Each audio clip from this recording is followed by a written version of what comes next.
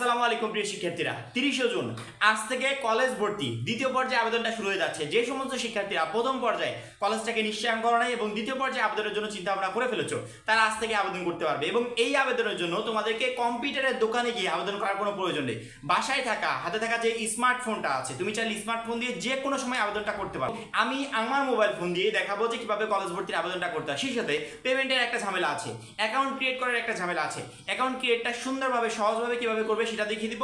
পরবর্তীতে পেমেন্টটা কিভাবে করবে, 150 টাকা বোর্ডের কাছে পাঠাবে, পাঠানোর পর তুমি আবেদনটা করবে। তো বেশি কথা না বলে কলেজ ভর্তির দ্বিতীয় পর্যায়ে যে আবেদনটা করব সেটা কিভাবে করব চলো দেখিয়ে দিই। প্রথমত মোবাইল ফোন থেকে গুগল ক্রোম বা গুগল নামে যে অ্যাপসটা আছে এটাতে সিলেক্ট করব।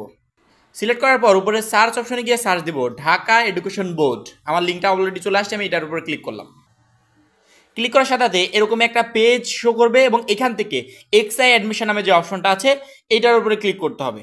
এক্সআই অ্যাডমিশনে ক্লিক করার সাথে আমার মেইন পেজটা চলে আসে, যেখান থেকে আমাদেরকে কলেজ ভর্তির আবেদনটা করতে হবে। যদি কোনো শিক্ষার্থীর অলরেডি আগের অ্যাকাউন্টে সাইন ইন করা থাকে সেক্ষেত্রে ওইখান থেকে সাইন আউট করে নেবে। আউট করার পর তোমার এখানে প্রথম কাজ হবে সাইন আপ করা, অর্থাৎ নতুনভাবে একটা অ্যাকাউন্ট ক্রিয়েট করা। যেহেতু আমরা আবেদনটা নতুনভাবে করছি, শিক্ষা বোর্ড কিন্তু একবারের জন্য বলে নাই যে আগের অ্যাকাউন্ট দিয়েই নতুনভাবে আবেদন করা যাবে। সেক্ষেত্রে আমরা নতুনভাবে একটা অ্যাকাউন্ট ক্রিয়েট করে নেব এবং অ্যাকাউন্ট ক্রিয়েট করার জন্য তোমাকে সাইন আপ অপশনের উপর ক্লিক করতে হবে। সাইন আপ অপশনে ক্লিক করার সাথে এরকম একটা পেজ শো করবে যেখান থেকে এডুকেশন আইডি এর জন্য আবেদন করতে বলা হবে। এবং আমরা যদি শিক্ষার্থীর ধরন বা নির্বাচন করুন এই অপশনের উপর ক্লিক করি, এরকম তিনটা অপশন শো করবে। এখান থেকে তুমি তোমার বোর্ড স্টুডেন্ট এই অপশনটা সিলেক্ট করে নিবে। সিলেক্ট করার পর এরকম একটা পেজ তোমার সামনে শো করবে যেখান থেকে তুমি অলরেডি বোর্ড স্টুডেন্ট, তুমি শিক্ষার্থীর ধরনটা সিলেক্ট করে ফেলেছো। এবার বোর্ড নির্বাচন করুন, এখান থেকে তুমি যেই বোর্ড সেই বোর্ডটা সিলেক্ট করবে। তারপরে পাশের সাল 23 না 24 সেটা সিলেক্ট করবে। রেজিস্ট্রেশন নাম্বার দিবে, রোল নাম্বার দিবে। নিচে তোমাকে একটা ক্যাপচা পূরণ করতে বলা হবে। ক্যাপচাটা দেখতে পাচ্ছ এখানে 9+2 দেওয়া আছে, তোমাদের ক্ষেত্রে অন্যটা আসতে পারে। অর্থাৎ যোগফলটা পরবর্তী ফলাফল লিখুন অপশনের এখানে লিখে জমা দিন অপশনের উপর ক্লিক করবে। এইভাবে তোমার ডিটেইলস গুলো সামনে শো করবে, নাম, পিতার নাম, মাতার নাম, লিঙ্গ এগুলো সাধারণত দেওয়া থাকে এবং এখানে একটু চোখ বুলিয়ে নেবে যে কোনো ধরনের ভুল আছে কিনা। এখানে সাধারণত ভুল হয়, লিঙ্গর ক্ষেত্রে সবচেয়ে বেশি পরিমাণে ভুল হয়। যারা মেল তাদের ফিমেল চলে আসে, আবার ফিমেলদের মেল চলে আসে। এটা একটু চেক করে নিবে, যদি ঠিক করা যায় ঠিক করে নিবে, নয়তো ওইভাবে রেখে দিয়ে অ্যাকাউন্টটা ক্রিয়েট করে ফেলবে। শিক্ষা বোর্ড পরবর্তীতে এগুলো ঠিক করে দিবে, তারপরে একবার চোখ বুলিয়ে নিবে। পরবর্তীতে ধর্ম নির্বাচন করুন, ধর্মের এখানে তুমি হিন্দু মুসলিম এটা নির্বাচন করবে। জন্ম তারিখের এখানে জন্ম তারিখটা তুমি অলরেডি একবার চেক করে নিবে, শিক্ষা বোর্ড থেকে অটোমেটিক দেওয়া থাকে, তুমি জাস্ট চেক করে নিবে যে সবকিছু ঠিক আছে কিনা। তারপরে মোবাইল নাম্বারটা এখানে দিবে, তুমি যে মোবাইল নাম্বারে পরবর্তী এসএমএস গুলো পেতে চাও সেই মোবাইল নাম্বারটা এখানে দিবে। ওই পুনরায় আবার ওই মোবাইল নাম্বারটা এখানে মোবাইল নম্বর নিশ্চিত করুন এখানে দিবে। পরবর্তীতে জন্ম নিবন্ধন নম্বর, তোমার যে জন্ম নিবন্ধন যে কাগজটা আছে এখানে দেখবে একটা নাম্বার দেওয়া আছে, ওই নাম্বারটা এখানে দিয়ে জমা দিন অপশনের উপর ক্লিক করে দিবে। জমা দিন অপশনের উপর ক্লিক করার সাথে আমাদেরকে একটা এডুকেশন আইডি দেওয়া হবে, ঠিক আছে? একটা এডুকেশন আইডি এবং অস্থায়ী একটা পাসওয়ার্ড আমার মোবাইল ফোনে কিন্তু প্রেরণ করা হবে। এখন আমার কাজ হচ্ছে ওই অস্থায়ী পাসওয়ার্ড এবং এডুকেশন আইডিটা কিছুক্ষণের জন্য সংরক্ষণ করে রাখা। পরবর্তীতে আমরা লগ ইন অপশনের উপর ক্লিক করব। লগ ইন অপশনের উপর ক্লিক করার সাথে আমাদেরকে এরকম একটা পেজ দেওয়া হবে, ইউজার নেম এবং পাসওয়ার্ড যেটা আমার মোবাইল ফোনে প্রেরণ করা হয়েছিল সেটা আমাদেরকে এখানে দিয়ে সাইন ইন অপশনের উপর ক্লিক করতে হবে। সাইন ইন অপশনে ক্লিক করার সাথে আমাদেরকে বলা হবে নতুনভাবে একটা পাসওয়ার্ড সেট করুন। আমি আমার পছন্দ মতো একটা পাসওয়ার্ড সেট করতে পারবো, কমপক্ষে 8 অক্ষরের দীর্ঘ একটা পাসওয়ার্ড দেওয়ার চেষ্টা করবে। পরবর্তীতে জমা দিন অপশনের উপর ক্লিক করে দিবে। জমা দিন অপশনে ক্লিক করার সাথে তোমার এডুকেশন আইডি কিন্তু অলরেডি ক্রিয়েট হয়ে গেছে। এবার আমরা আবেদন করতে পারি। আবেদন করার জন্য তোমার সামনে যদি go to student dashboard option আসে সরাসরি এখানে ক্লিক করে দিবে। যদি লগ ইন অপশন আসে সেক্ষেত্রে লগ ইন অপশনের উপর ক্লিক করবে। লগ ইন অপশনের উপর ক্লিক করার সাথে তোমাকে ইউজার নেম এবং পাসওয়ার্ড দিয়ে লগ ইন করতে বলা হবে, তুমি এখান থেকে লগ ইন করে নিবে। আমাদের মেইন পেজ যেখান থেকে আমাদের আবেদনের পুরো প্রসেসগুলো কমপ্লিট করতে হবে।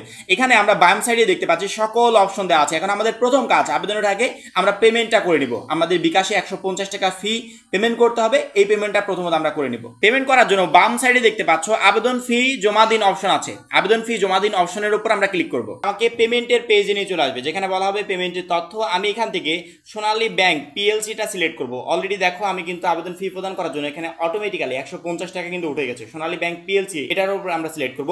সোনালী ব্যাংক পিএলসি এর মাধ্যমে আমরা বিকাশ দিয়ে পেমেন্ট করব। সিলেক্ট করার সাথে এরকম একটা অপশন আমাদের সামনে শো করবে যেখান থেকে আমরা সোনালী ব্যাংক কার্ড বা মোবাইল ব্যাংকিং যে কোনো একটা সিলেক্ট করতে হবে। এখান থেকে আমরা মোবাইল ব্যাংকিং অপশনটাকে সিলেক্ট করে নিব। মোবাইল ব্যাংকিং অপশনটা সিলেক্ট করার সাথে এখানে আমাদের বিকাশ, ওকে ওয়ালেট, রকেট, নগদ সবকিছু দেওয়া আছে। এখান থেকে আমরা বিকাশ অপশনটাকে সিলেক্ট করে নিব। বিকাশ অপশন সিলেক্ট করার সাথে এরকম একটা পেজ আমার সামনে শো করবে যেখান থেকে আমাদের মেইন অ্যামাউন্ট অর্থাৎ কত টাকা আমাদের লাগবে, 150 টাকা লাগবে, প্রসেসিং ফি 2 টাকা 3 টাকা 4 টাকা এরকম করে প্রসেসিং ফিটা লাগবে। তারপরে টোটাল অ্যামাউন্ট আমাদের কত টাকা বিকাশ থেকে কেটে নেওয়া হচ্ছে সেটা শো করবে। পরবর্তীতে আমাকে কনফার্ম করতে বলা হবে। আমরা এখান থেকে কনফার্ম অপশনের উপর ক্লিক করব। ক্লিক করার সাথে এরকম একটা পেজ আমার সামনে শো করবে যেখানে বলা হবে পে উইথ বিকাশ। আমরা এই অপশনের উপর ক্লিক করব। পরবর্তী এরকম একটা পেজ আসবে, যে বিকাশ নাম্বার দিয়ে আমি পেমেন্টটা করতে যাচ্ছি সেই বিকাশ নাম্বারটা আমাকে এখানে দিয়ে কনফার্মের উপর ক্লিক করতে হবে। পরবর্তীতে এখানে বিকাশ ভেরিফিকেশন কোড, যে কোডটা আমাকে সেন্ড করা হয়েছে আমার নাম্বারে, সেই কোডটা এখানে দিয়ে কনফার্ম করতে হবে।